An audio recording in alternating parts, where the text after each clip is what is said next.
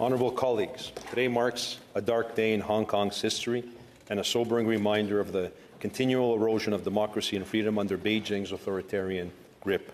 The sentencing of 45 of the 47 Hong Kong Democrats, people who dared to dream of a better, freer Hong Kong, is not merely an injustice. It is a calculated act of suppression against all who value the principles of democracy, human rights, and the rule of law. These brave men and women are from all walks of life, young, old, activists, trade unionists, former legislators, and their only crime was to organize and participate in peaceful, unofficial primary elections for the Legislative Council for 2020. For this, after having already been held for 3 years, they have now been handed sentences ranging from an additional 3 to 10 years imprisonment under a draconian national security law imposed by Beijing. Beijing wants to keep this in the dark and turn the world's eyes away. The so-called trial lacked a jury, offered only 5 public seats in the courtroom.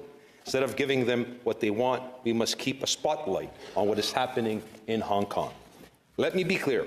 The Hong Kong 47 represents the voices of millions who believe in the promise of one country, 2 systems.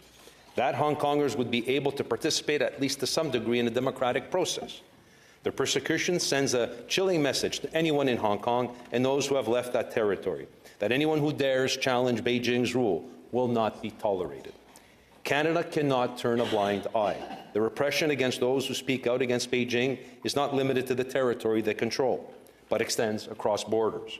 Even in Canada, Hong Kongers who have immigrated here face threats of transnational repression, from surveillance to harassment to intimidation.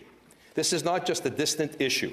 It is happening right here on Canadian soil, undermining the safety and freedoms of those who sought refuge in our great democracy.